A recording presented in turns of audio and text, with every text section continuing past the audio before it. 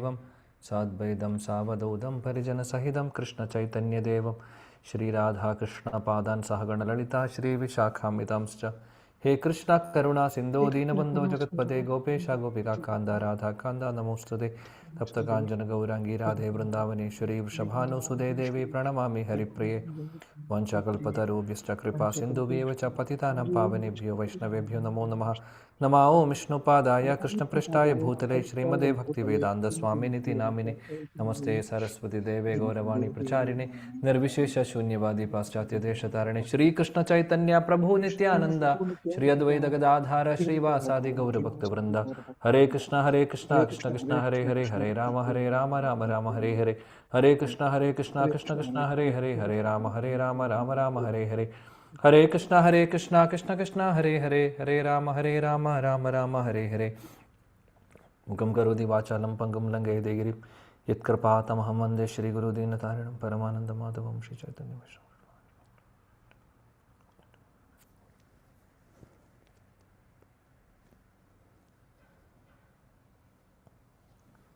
Hare Krishna dear devotees. So I would like to welcome all of you for our weekly study of Sri Bhagavad Gita. So let me share the screen. So we have discussed last class up to 43. So let's discuss from 44. This is chapter number 2, Sri Bhagavad Gita, text number 44. Bhogaishwarya prasak. Okay, this is I have written, this is a mistake actually, it's a repetition, in fact it is wrong. Okay, let me just, one second. Hare Krishna, Krishna Krishna, Hare Hare, Hare Ram, Ram Hare Hare.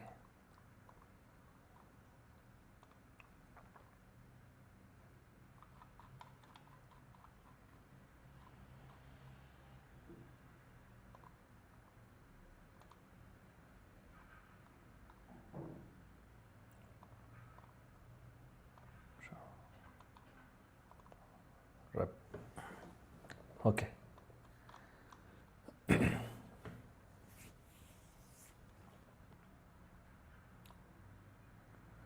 Bhogaishwarya prasaktanam. Somebody?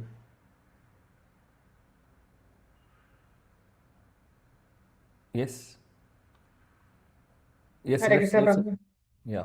Bhogaishwarya prasaktana Tayapahrita chetasam tayapahrita chetasam vyavasayatmika buddhi vyavasayatmika buddhi samadhauna vidhiyate. samadhauna vidiyate. Translation: in the minds of those who are too attached to sense enjoyment and material opulence and who are bewildered by such things, the resolute determination for devotional service to the Supreme Lord does not take place. Thank you. Nice, beautiful, important verse. Bhogaishwarya. Hare Krishna Prabhuji, this sloga has already taken in the last lesson. No problem. That's okay. Okay. We are just trying to connect to the next verse. Okay? No problem. Bhogaishwarya prasaktanam taya pahrda chetasam vyavasayatmeka buddhi samadhavna vidhiyade. For those who are attached to sense enjoyment, material opulence, so two things, sense enjoyment and material opulence, and are bewildered by them, means those who are completely attached to sense enjoyment or material opulences. Bewildered by them means completely, we are lost by the lust and greed because of that sense enjoyment or material opulence. For those, resolute or one-pointed intelligence or one-pointed determination in the path of bhakti will not take place. So this itself is very clear. Please remember what Krishna says. If we are too attached to material things, we will not be able to practice bhakti properly.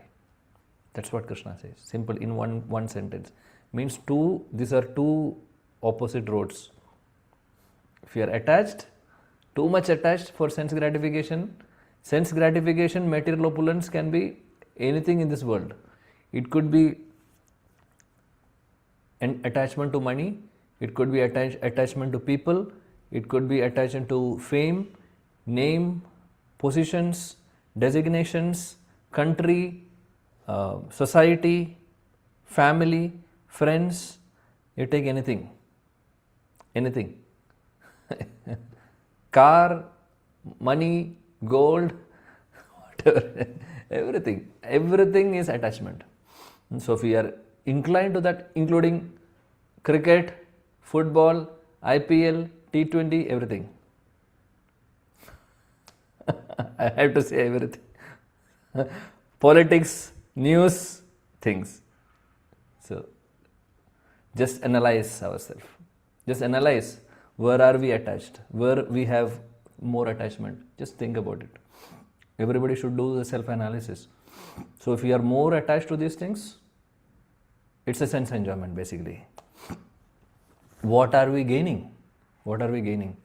We are not going to get Krishna, for sure. If we want Krishna, then resolute determination should be there. It's not a one-day job. It takes some time for us because we have been used to all these distractions. We have, my Shiksha Guru always says, we have practiced distractions. That's what he says always. This is the sentence he says. We have practiced distractions. Distraction on the mobile, distractions on all these things, whatever we have said. We have practiced it and we have become an expert in that. So to come out of that, it's not easy. It takes some time. But if you really want, if we understand the value of life, if we understand the human goal of life, then if you understand the importance of bhakti in our life, then everything will naturally take backseat because we are prioritizing Krishna. Other things will be our secondary. Whatever we need for our bodily maintenance and all to live in this world, we need to have. We need to do, but not more than that. So, few weeks back, election was going on. In fact, I was not knowing that election was going on. Then some messages I saw that somebody won. Then I came to know that something is happening. But what I'm saying is that, but some devotees discussed with me. Some of my friends discussed with me, devotee friends, that during the last few weeks, the distraction was too much because of this election. So many news are coming. So we are eager to know what is happening there, eager to know what is happening here, who has won, so what will have. So many things. So we are forgetting Krishna and remembering something else and thinking something else. So these are distractions. When World Cup comes, when T20 or whatever cricket format it comes or football comes, we are if we are attached to that, naturally our consciousness is going there, right? So where we are thinking, how we can think about Krishna? So we have only one heart, but we have so many desires, so many attachments. Krishna is like a small dot in our heart, like a mustard seed. All others are occupying the seats, occupying the heart. This is what is the situation of all of us. So, but we need to get rid of one by one all this other things and keep heart only for him, only for Krishna and Guru and devotees. We don't want anything else. If that is a resolute determination. Again, it's up to us in what pace we have to take, or in the sense in how much seriousness we have in this path, how much serious we are in this path. It's up to each individual. So now we need to decide what should be my aim. Should I do this or should I do that? So like that, we have to always remember. So that is why we again discuss this verse. It's a very important verse. Second chapter itself, Krishna is giving. Giving what to do, or what is the present condition and what we are actually supposed to do. He is giving us right, directions. Now let's see 45. Traigunya Vishaya Veda Krishna. Traigunya Vishaya Veda Nistraigunyo Bhavarjuna Nistraigunyo Bhavarjuna Nirdvando Nitya Sattvasto Nirdvando Nitya Sattvasto Niryogakshema Atmavan. Niryogakshema Atmavan. Hare Krishna translation. The Vedas deal mainly with the subject of three modes of material nature. O Arjuna, become transcendental to these three modes. Be free from all dualities and from all the anxieties for gain and safety, and established in the self. Hare Krishna. Traigunya Vishaya Veda means Veda means we know what is Vedas as scriptures. So the Traigunya Vishaya Veda means the subject of Vedas is mainly the dealing with three modes. Traigunya means three modes. What are the three modes? Sattoguna, Rajoguna, Tamoguna. Nistraigunya Bhavarjuna. So already we discussed last time why it is in three modes. So the Vedas deal with these three subject matters. So we have already discussed, I believe, that Vedas are like desire trees. So if a person who is more Rajogunic, he can also take the shelter of Veda. Or for example, a person, somebody wants to have more sense gratification, more sense enjoyment, or if they desire to go to the heavenly planets, Swargaloka, so they can approach Veda. So Veda will direct you, okay, you follow this sacrifice, do this sacrifice, and you can elevate, you can go to the heavenly planets, go to Swargaloka or any place for sense enjoyment. So for Rajoguna, for people who are in Rajoguna, Vedas can, they can take some reference, or then they can follow Vedas.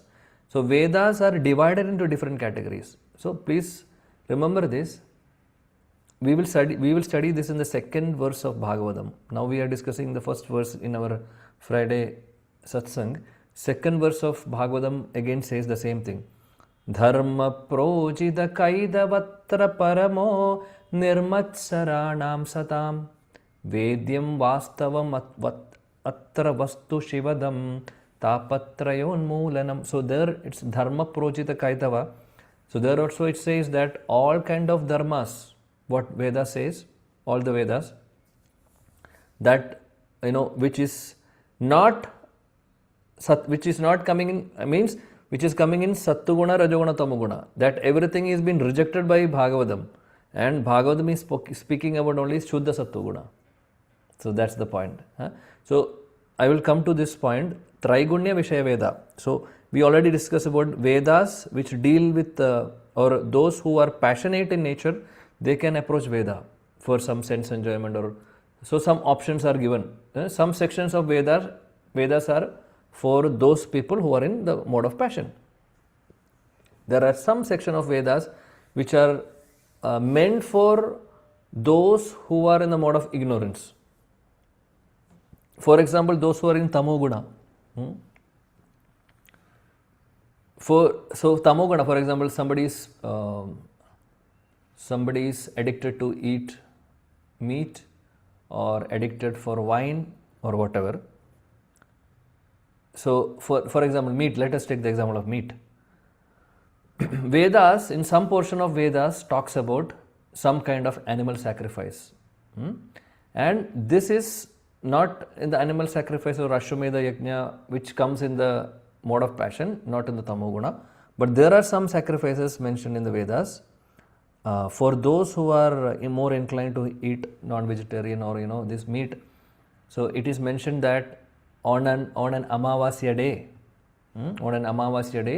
if we do sacrifice of a particular animal by a qualified Brahmana, by chanting proper mantras, and also the person who wants to have meat, who is urging to eat meat, they have to take all the responsibilities and karmas of killing that animal.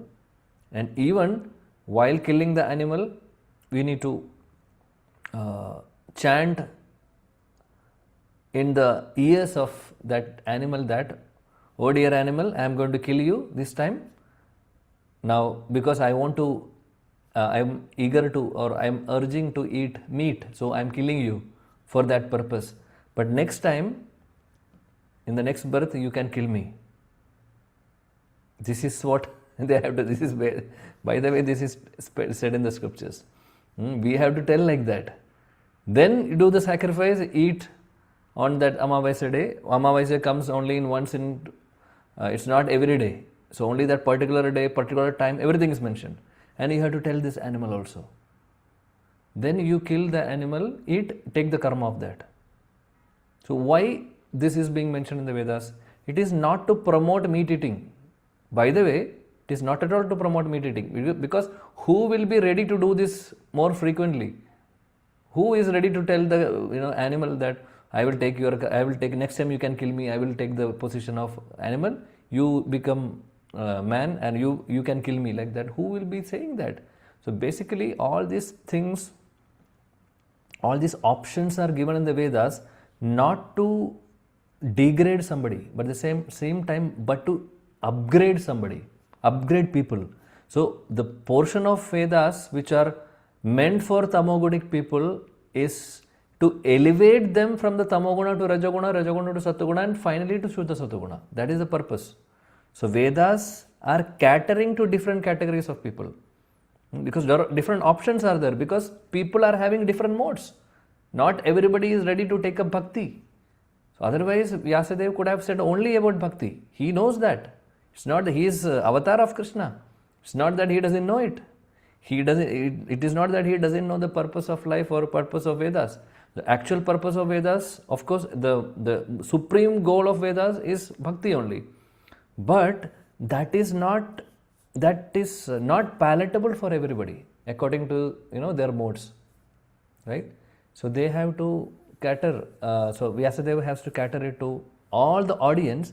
So he is giving different options, and accordingly, those people who are inclined to or more into tamoguna, they will be following the portions of Vedas which are meant for that category of people, but it is for the elevation of that particular person, not to degrade them.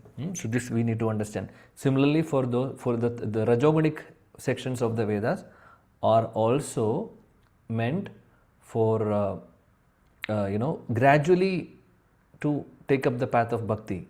So for example, they may talk about so many Vedic sacrifices. So by doing that Vedic sacrifices, ultimately those Vedic sacrifices are, though it is for the elevation to the heavenly planets, but ultimately any sacrifice we do is meant for the satisfaction of Vishnu.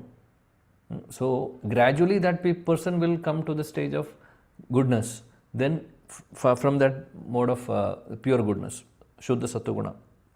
So all the Vedas are meant for that basically, but it is catering to different audience. This is what according to their nature.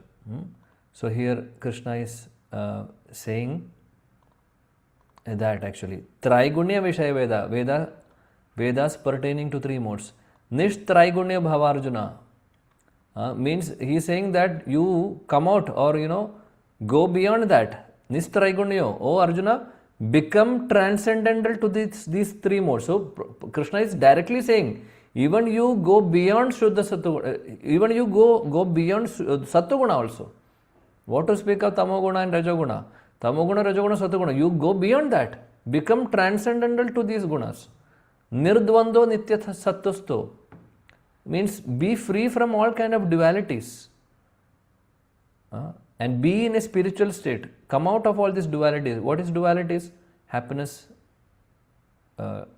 distress, good, bad, all this. Opposites are called dualities. Come out of the dualities. Tolerate the dualities. And be transcendental to the modes of material nature, which is Rajoguna, Tamoguna and Sattoguna. Niryogakshema Atmavan, and be freed from all kinds of anxieties for gain and safety. Means because we are anxious now, right? Because we have so many desires, that is why we are anxious. So much anxiety is there in our life. Anxious about of any profit, any achievements, anything like that. Anxious about our safety also. So we are completely anxious because of many reasons. So this anxiousness or whatever anxiety we have is all material nature. So we have to come out of that. So we need to be anxious about, there is spiritual anxiety. So we should be anxious about our spiritual life, not otherwise. I could not chant properly today, so I have to improve. I was planning to do this many rounds, but I could not do that kind of anxiety. Now it's already 9:30 in the night, so I have few more rounds, or which I was planning to read. I was planning to read this section. I was planning to do this service, but I could not do. So let me just try to do it. So that kind of anxiety is good for something that is conducive to bhakti. But otherwise, the anxieties are not conducive. You don't need. So Krishna is telling directly, Arjuna, please come out of that.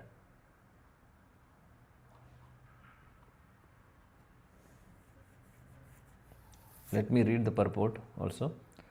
So Srila Prabhupada's purport is by His Divine Grace A.C. Bhaktivedanta Swami Maharaj Srila Prabhupada ki jai. All material activities involve actions and reactions in the three modes of material nature. They are meant for fruitive results, which cause bondage in the material world. So we have already discussed about the three modes, and these three modes causes bondage in this material world. And Vedas deal mostly with fruitive activities to gradually elevate the general public from the field of sense gratification to a position of transcendental plane. See, very clear. Whatever we discuss now, Vedas deal mostly with fruitive activities. Means that we mentioned about those who wants to go to heavenly planets or whatever.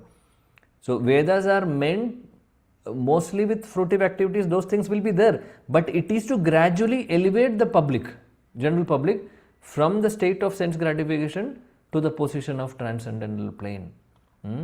Arjuna, as a student and friend of Krishna, is advised to raise himself to the transcendental position of Vedanta philosophy, where in the beginning there is Brahma Jnasa, or questions on the spiritual transcendence.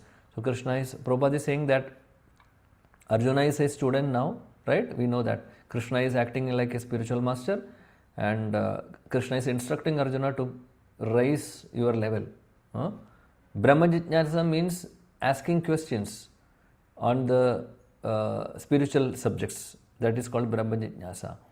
So Arjuna is asking questions. Oh Krishna, I am confused completely. I don't know what to do. I don't know what is my duty. So please tell me, help me. Basically. So everything started from there. Krishna starts speaking Bhagavad Gita from there. All the living entities who are in the material world are struggling very hard for existence. For them, the Lord, after creation of the material world, gave the Vedic wisdom advising how to live and get rid of the material entanglement. So Prabhupada says nicely here that all living entities who are in the material world are struggling, right? All of us are struggling for our existence, struggling very hard. And Krishna, the Lord, has created this material world, and He has given us this Vedic wisdom also, Vedas, for what? To finally get rid of this material world. To somehow get out of this material world. So He has given this Vedas, scriptures. When the activities for sense gratification, namely the Karma Kanda chapter, are finished, again Karma Kanda sections of Vedas, it is been meant, means then chance for spiritual realization is offered in the form of Upanishads, which are part of different Vedas, and as the Bhagavad Gita is part of the fifth Veda, namely Mahabharata, the Upanishads mark the beginning of transcendental life. So basically, Karma Kanda sections of Bhagavad of scriptures is, we already discussed, Sakama, in the Sakama section also we discussed Karma Kanda section of, which is basically fruitive results, fruitive activities and fruitive results. So we have to rise from that level actually. So When we rise from that level, it is for, then there comes the Upanishads and other sections, other scriptures, wherein Bhagavad Gita also there, wherein we are understanding the purpose of life. We are understanding the spiritual subject matter, and that is beyond the karma kanda, above the karma kanda. So we have to rise to that level. Prabhupada is saying, as long as the material body exists, there are actions and reactions in the material modes. One has to learn tolerance in the face of dualities, such as happiness and distress, cold and warmth, and by tolerating such dualities become free from anxieties regarding gain and loss. This transcendental position is achieved in full consciousness when one is fully dependent on the goodwill of Krishna. So already we have discussed in this verse, Matra Sparshas to Kaunteya, how to tolerate the dualities. So dualities are happiness and distress, cold and warmth. So those anxieties for gain and loss, we have to somehow tolerate and move forward. So we have to come to the stage of, so Krishna is instructing us gradually. We need to come out of that stage, understanding the temporary nature of this world, understanding that this happiness and distress are all temporary. So we don't have to get excited by, or more joyful whenever we are getting some material happiness. Same time, when we are going through some distresses, we don't have to be completely completely lost in that. But however, what we have to do, we have to tolerate, if it is happiness or distress. This is what Krishna has taught in the beginning of the second chapter, correct? So we have to come to that stage. Krishna is again reminding Arjuna by saying that nirdvando nitya satyusto niryoga kshema atmavan. You have to come out of that dvandas or dualities. Next verse, 46. Yavan artha udapane Hare Krishna. Yavan artha udapane sarvada samplutodake sarvata sampludodage tavan sarveshu vedeshu tavan sarveshu vedeshu brahmanasya vijanatah. brahmanasya vijanatah. Translation: all purposes served by a small well can at once be served by a great reservoir of water. Similarly, all the purpose of Vedas can be served to one who knows the purpose behind them. Hare Krishna. Yeah. So I have a question. Bhakti comes in which mode? Shuddha Sattva Guna, Prabhu. Is it Shuddha Sattva. correct? Everybody agree? Haribol?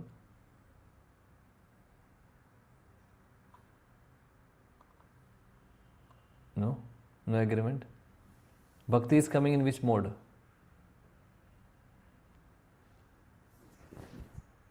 Everybody is Starts agreeing? but Huh?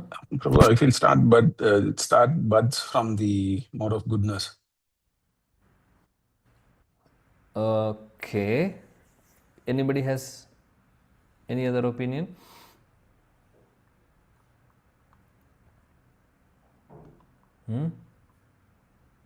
Hare Krishna, Prabhuji. It comes under any mode, no, Prabhuji. I'm not sure because Shudras there comes under. No, I'm not asking how we can perform bhakti, but I'm asking about the process of the bhakti or actual devotional service. Beyond Which is- three modes, Prabhu, it is Shuddha Sattva Guna. Okay. Bhakti can be performed in different ways. In the Tamoguna, in Rajaguna and Satoguna. That I will talk later. But as the process we are asking, it is coming under any of these modes or beyond the modes or under the modes? I don't. Yes. Sattva-guna, Prabhu. Sattuguna, you are saying? Okay. Anybody else?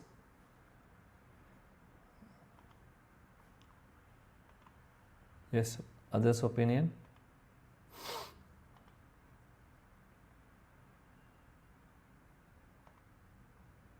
Yes, please. Hare Krishna Prabhu, Shuddha Sattva Guruji. Shuddha Sattva. Okay. I need answer from everybody. Hare Krishna, Shuddha Sattva. Shuddha Sattva. Beyond the modes. Yeah. Okay. Anybody and others?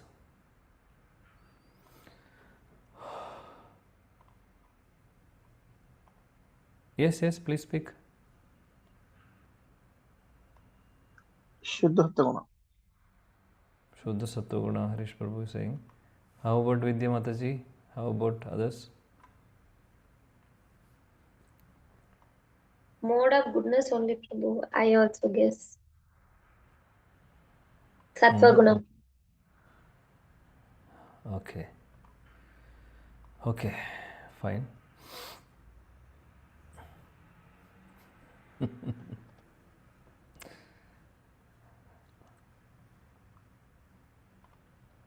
think we have discussed before also, not for the first time.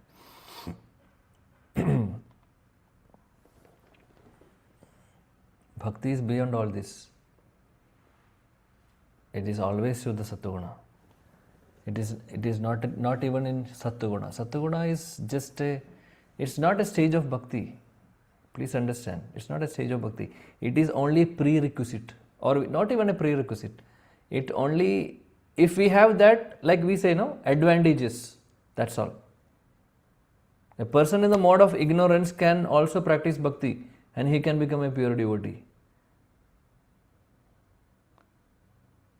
Mode of goodness is good and it is conducive for practicing bhakti.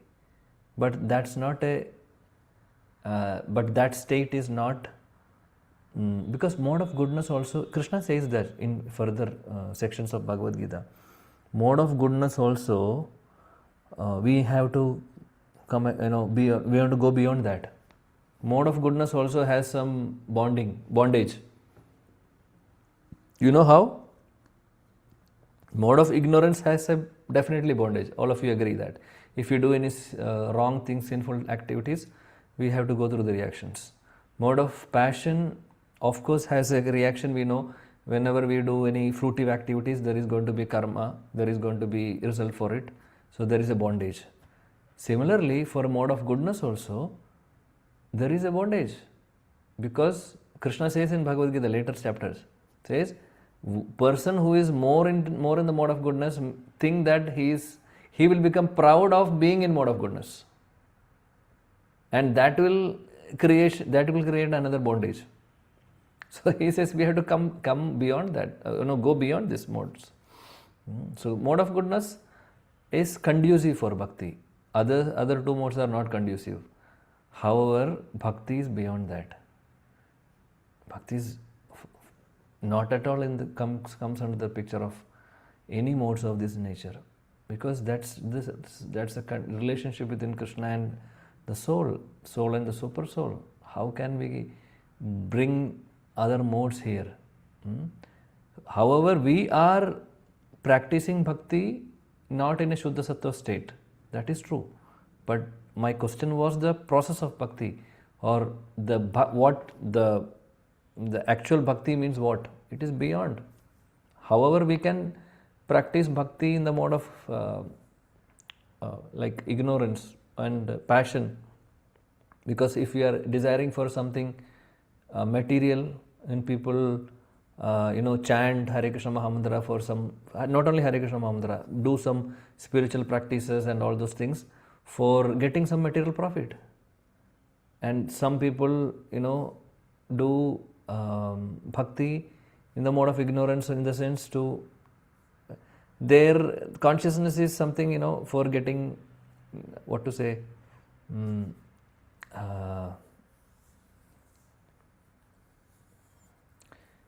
again sense gratification, but in the lower modes, in the lower nature. So sense gratification can be in different categories. So tamogonic kind of practices, bhakti can be practiced in that guna, means if we are not actually keeping the keeping Krishna as the goal of our life, then it comes under other two categories, either rajoguna or tamoguna category. In the mode of goodness is like, as a matter of duty we are doing. But when it comes to the Shuddha Sattva Guna, then it's love, not even a duty. It's beyond that. So that is the difference. That is the difference between, even we say bhakti can be done in four, say again, we can categorize this into out of fear. Bhakti out of fear comes under the tamogonic category. Bhakti out of for some material profit, it comes under the Rajaguna category. Bhakti for as a matter of duty comes under the mode of goodness. Bhakti out of love comes under the mode of Shuddha Sattva. So we have to come to that fourth stage. We are not interested in other three stages. So of course bhakti, the process or the actual bhakti means it is Shuddha Sattva. No doubt, we should not have any doubt on it. Should not have any doubt on it. It is beyond the three modes.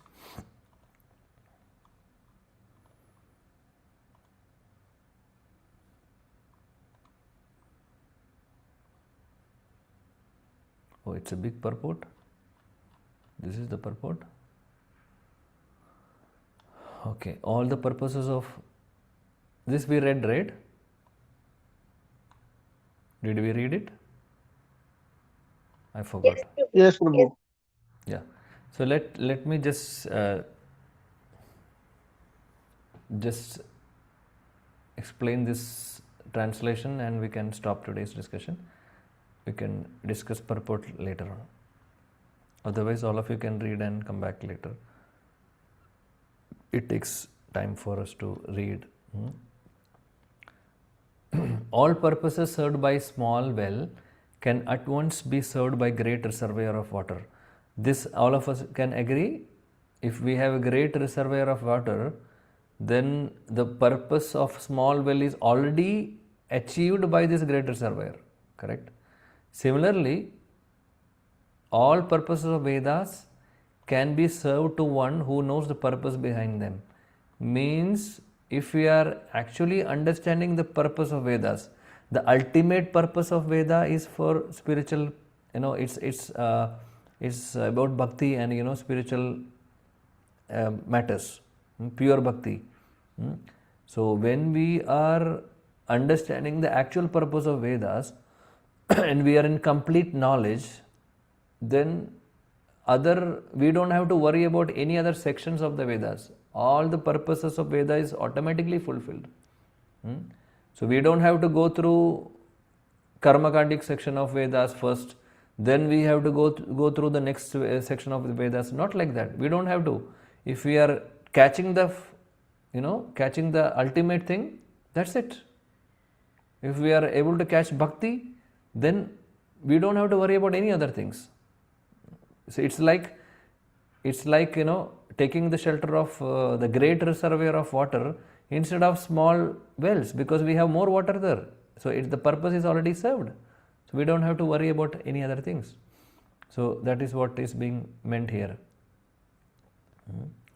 The purpose, so Krishna says that in the 15th chapter, 15th verse, the purpose of Vedas, he says, Sarvasya chaham hradi sannivishto mataha smrdir jnanam apohanam cha vedescha sarver ahameva vedyo vedanda krud veda videha chaham. This is 15th chapter of Bhagavad Gita, 15th verse, 15. There Krishna says, the purpose of Vedas is to know and worship the one Supreme Lord Krishna. Very clear. So that is the purpose of Vedas. So if you know this purpose, then no need to be worried about any other subject matters of Vedas.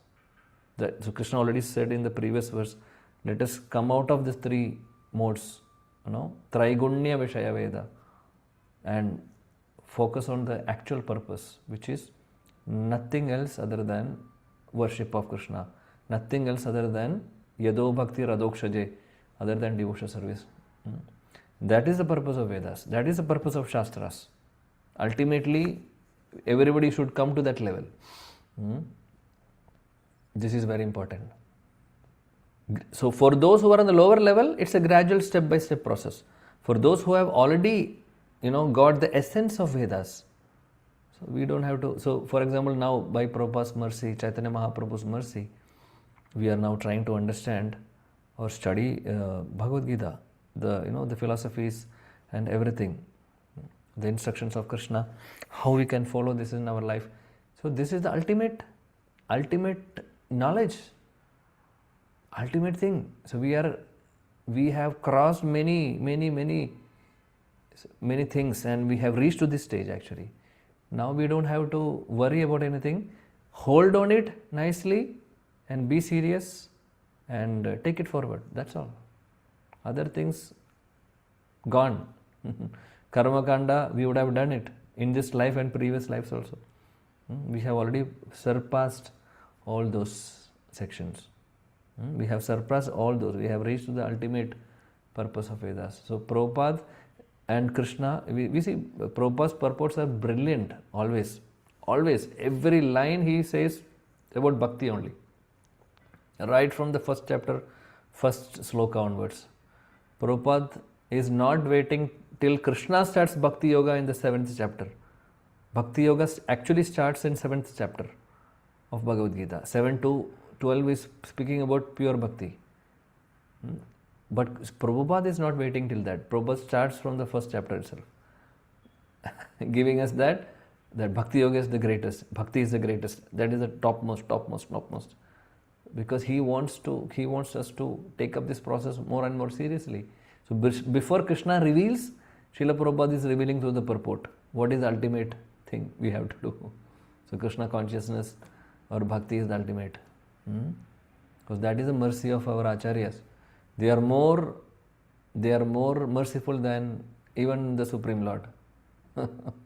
It is true. And Krishna wants his devotees to be like that. That is why he is sending those devotees.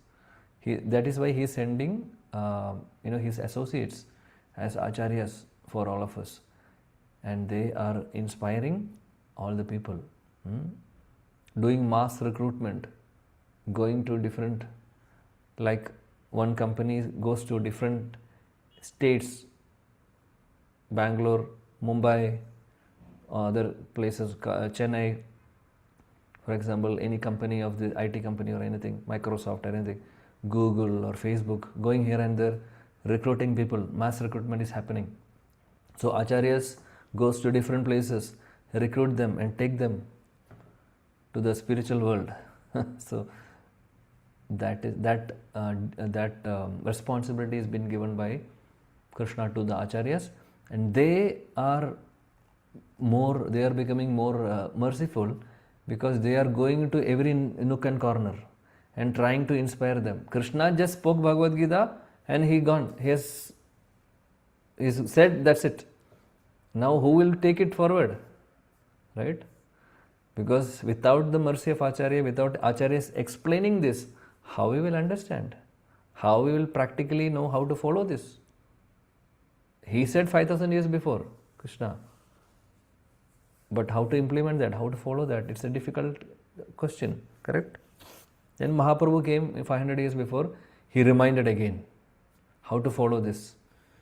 So whatever Krishna said in Bhagavad Gita, Mahaprabhu came, which Krishna spoke 5,000 years before, just whatever we are now. We are not talking about Bhagavad Gita on the previous ages. Bhagavad Gita is eternal in one sense, but we are just talking about, just to relate our current situation. 5,000 years he spoke. And then Mahaprabhu came to teach us how to follow the instructions of Bhagavad Gita. And he is, through his life, through his dealings with the devotees and through his Chaitanya Leela, through his instructions, we can understand how we can follow these teachings of Bhagavad Gita, or how we can follow the teachings of Bhagavatam. Everything is teaching. So Mahaprabhu came, or Krishna came again to help us, because he understood. Because Krishna in the Bhagavad Gita, finally in this 18th chapter, he says, Sarva dharman parityajya mam egam sharanam raja. He's saying, forget about all the religion, everything. Just surrender to me. That's the ultimate thing. You surrender to me, that's it. How to surrender, nobody knows. He said so many things. How to follow it? Mahaprabhu came and he is teaching.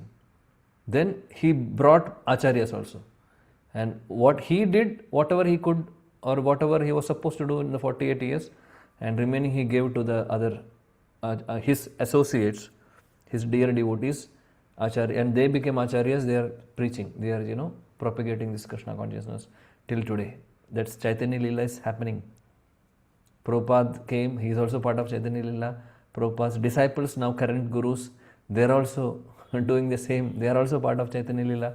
Now, if we take up this process seriously, we also become part of Chaitanya Leela, because from an eternality point, or if you see the Brahmaji's lifespan, like last we discussed, like 8.6 billion years, and 500 years is very insignificant.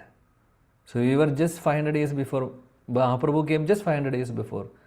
Just if you compare with just one day of Brahma itself, it's like it happened just 2 hours back or 3 hours back. That's all. So we are part of Chaitanya Leela if we are really taking this process seriously. And so we have to understand and do the needful if we really want to progress. Okay, so I'm stopping here. We'll discuss about the details later, tomorrow, possibly. I think I have the the slides we have. Okay, we will discuss tomorrow. Anyway, I'm stopping here today. Thank you so much.